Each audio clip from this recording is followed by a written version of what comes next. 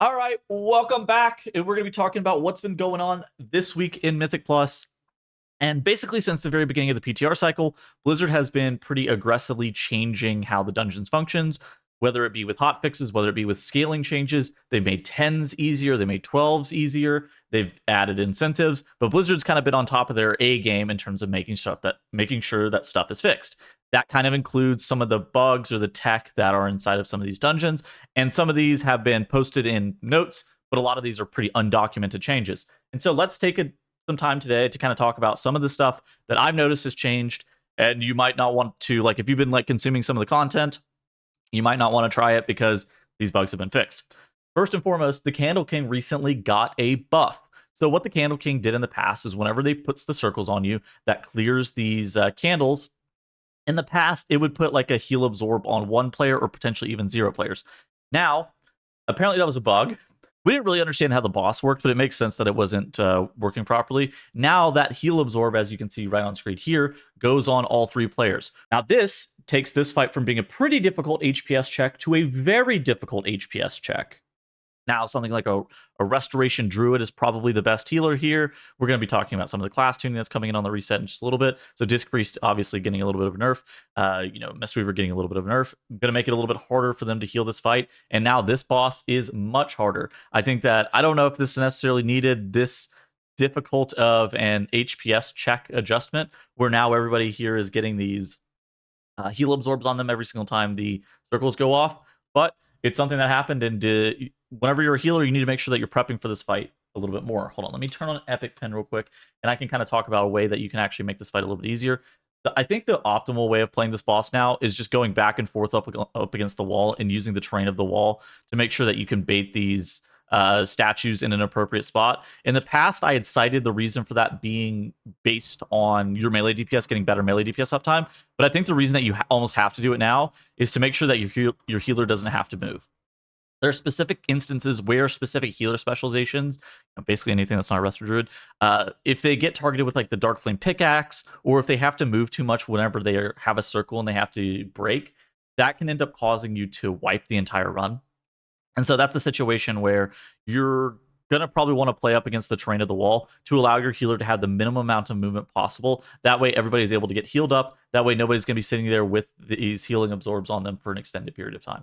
So some of the other stuff that has been hot fixed, and basically like 24 hours after I released this YouTube video, Blizzard decided to change how both Baron Braun Pike and the Rookery Void Diffusers work. So how Baron Braun Pike worked in the past is the Castigator Shield was only able to be cast if there were targets that were in front of the tank. This is the exact same way that the Void Diffuser was working. So basically, what did everybody do? They stacked up as a full 5 stack behind the tank, where we were all not actually in line of sight of the Castigator Shield whenever that cast is going to be concluded. And we didn't allow the Void Diffusers to go on anybody except for the tank, and we didn't allow the Castigator Shield to even go off at all. This has happened with like archers as well, but more often than not, Blizzard has been looking to fix these very specific interactions, so a lot of them are gone. On top of that as well, there was some stuff in Dark Flame Cleft where people were taking trash onto the minecarts in Dark Flame. This has been completely eradicated as a strategy. You know, you saw in the World First 19 Dark Flame Cleft how the Streamer Zone team, they took all of these mobs on top of the tracks. They would sigil silence them and then pray that the cart would come barreling down the track and just completely kill off all the trash, giving them a bunch of free count. Now that's completely gone, so it's going to force you to play a pack at the beginning of the dungeon with your hands. You're going to have to just kill it yourself. There is a thing in Cinderbrew Meadery where you were able to use the flamethrower over and over again.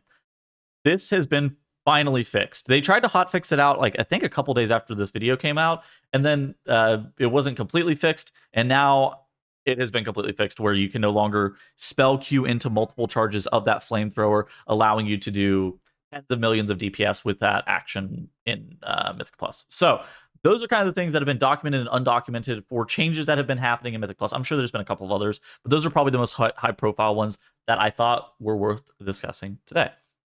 On top of that, we have some class tuning, and we can kind of talk about how this ends up affecting Mythic Plus just in general. I've had a couple days to mull this over. There's also been a couple of additional updates to the changes. So Demonology Warlock was probably going to be one of the larger recipients of a buff for Mythic Plus. I think it was like a somewhere between 3 and 5% on single target, and somewhere between 3 and 5% on AoE. This was already a specialization that was pretty good. I don't think this was going to make them like meta dominant or anything, but it was definitely going to put them in a position where there was probably some comp with like a Moonkin and a Mage that would have been like very popular and probably very good. Now, they're only going to get a very, the Wild Imp damage is most of the buff. It's going to be less good of a buff overall, but Demonology, again, already fairly solid, and so the fact that they're getting a little bit of a buff, if you're playing with a Demonology, you're playing as a Demonology Warlock, that's going to be nice. Frost Deathbringer, they've been playing Rider, maybe this gets them back on Deathbringer, don't really know. Sandlane, Blood is Life, we kind of talked about this last, if you watched my last video, where this is going to end up probably being somewhere between a 2 and 3% overall damage nerf, but Unholy DK is already so good that they can probably tank a 2 to 3% damage nerf and still be fairly fine. I think that Unholy DKs, you're going to start to see them more and more continue to migrate over to Night Elf. I think some of them are like Mag'har Orc for damage, but I think that as time goes on and as they continue to get melee to death with all the bugs that exist with Vengeance Demon Hunter, they are going to be forced to play an Elf, unfortunately. Balanced Druid getting a little bit on single target, but honestly just getting like a damage profile retooling where they're going to be doing a little bit more prio damage, a little bit more single target in Mythic Plus, a little bit less pad, a little bit less AoE. Honestly, if this is like close to net even for Mythic Plus, there's maybe some situations where it's a slight damage gain, there's some situations where it's a slight damage loss. I would read this as mostly neutral for Mythic Plus damage types. It's one of those things that Moonkin was already good. The fact that they're getting a little bit better prio damage, they're getting a little bit better single target, that's going to allow them to increase your potency versus the timer if you're playing with a balanced druid or as a balanced druid. So already good specialization, getting a little bit better, which is funny. Arcane Mage, I think that all mages are going to be looking to start to reroll now. All our damage has been increased by 4%. This is already a specialization that we've seen be quite good. They have great funnel damage and great prio damage. Very few specializations in the game have funnel damage. I think the specs that have the best funnel damage are things like a Havoc Demon Hunter and now an Arcane Mage. I think those are probably the two top specs whenever I'm thinking about playing around them. Who can delete the muscle in Cinderbrew Meadery? Who can end up killing off this high prio mob and wherever, like Chef Chewy gets eradicated whenever you pull a bunch of neutral mobs onto them. Arcane Mage and Havoc Demon Hunter are the specializations that I'm thinking about. And so it's a great timer specialization, even though it's not the best overall specialization. So then you pair it with two specs like an Unholy DK and a Moonkin that are good overall specs that can kill off a bunch of the shitter mobs. And you match it with an Arcane Mage who's going to be able to kill off the prio mob. And that just makes for a great composition. This is one of the most valuable damage profile types. And the fact that it's getting a little bit better, I think, is going to kind of push Fire and Frost a little bit out of the meta. Brewmaster getting colossal buffs. They needed it. I think the Celestial Brew one is huge. Just in general, I don't think this is going to end up making Brewmaster OP. If this can get Brewmaster in line with the other tanks, that's probably optimal. I see this comment a lot. We're due for a Brewmaster Mythic Plus season, and I think that this is one of the few tanks that hasn't had its time in the sun. There was a season of BFA, in like season 3 of BFA, where it was good, but it was never really the best, and it never really like stood alone as the best. And I think it's one of those things that it's kind of unfortunate that we've never had a Brewmaster Monk season, but also kind of funny. They might have their day at some point, but Brewmasters of specialization can be very oppressive whenever they're strong, just because of how their stagger functions. So Blizzard normally keeps them in check just due to raid, which is unfortunate. Mistweaver getting a little bit of a single target HPS nerf. So I initially only clocked this as a damage change, but after thinking about it a little bit more, it makes sense. So I think that this is somewhere between like a 3 and 4% HPS nerf, because they're changing how Jade Empowerment works is whenever it does damage with the Jade Lightning, it converts that damage to healing. And so now it's basically net even on AoE, where it's going to be doing roughly the same amount of damage on AoE, but it's going to be doing a little bit less damage on single target. There was a couple of high spots for single target damage. Hold on, let's see. Let me open up my DMs with Ortimus as well, where there's specific high spots for Mistweaver damage on single target as well, where this is like one of the burns on the last boss in Rookery, where your Mistweaver Monk could contribute 4 million DPS during your burn, or the first boss in Motherlode. It makes sense that Blizzard's looking to nerf this a little bit. I think it's a bit unfortunate that Mistweaver's taking an HPS hit on it. I think for damage purposes, I'm going to be honest, it makes sense that Blizzard would be looking to kind of hit their damage. HPS purposes, do they need a 4% HPS nerf on single target for Mythic Plus? I think the answer is probably no, but also maybe you wouldn't get the factor in raid. into that equation, it's something that Blizzard goes ahead with. Holy Paladin getting a little bit of a buff. I think the Holy Paladin was already good in Mythic Plus. This is going to make them, slightly better. It didn't seem like these were buffs to their spenders or anything like that, so it wasn't going to be something that was massive. But I think that healers are kind of close right now, where Resto Druid, Disc Priest, Mistweaver Monk, Resto Shaman, all of those specs except for like Holy Priest and Pres Evoker, I think are all fairly good and competitive and can fit into a composition that makes sense for them. Obviously, there are pros and cons. Holy Paladin can, getting another buff. They were already pretty good. There was, Ellesmere was doing some really high keys on Holy Paladin. I'm not shocked. Discipline Priest. I think the penance damage and healing reduced by 15% is probably the most concerning here. Wheel and Woe. Disc Priest is still going to be able to shield you for a substantial amount of your HP.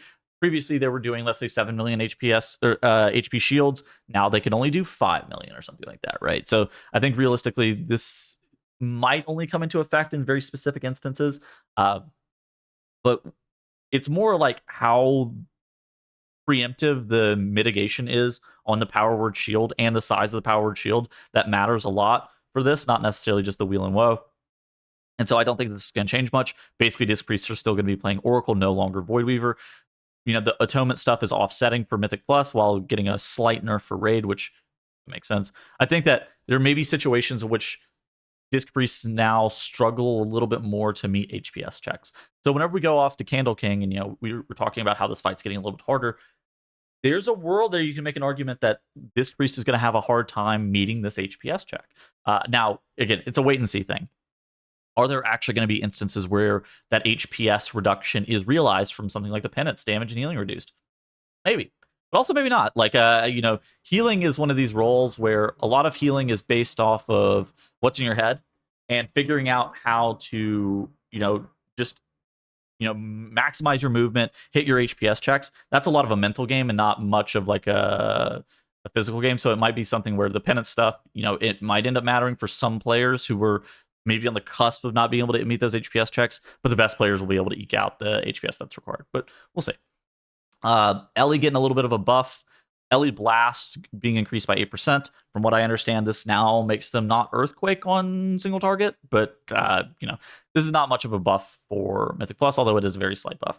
And then the triple Warlock spec buff, Demonology, we already talked about earlier. I think that currently Rain of Fire, I think, is only around 15% of Destro's damage, so it being increased by 25%, it's great for them, but at the same point, it wasn't like the most damage or anything like that. A lot of their damage currently is stacked into dots. All these buffs to AF Warlock as well. I think that Warlock, just as an entire class, was a little bit lacking, but Demonology is still very good. So I think that there's a lot of specs that are actually pretty under the radar this season. I think the season's actually fairly well balanced. Now we are seeing, if you go to Raider.io, you're seeing a lot of comps consolidate down into just a couple of compositions where you're seeing a lot of Moonkin, a lot of Mage, and a lot of Unholy DK.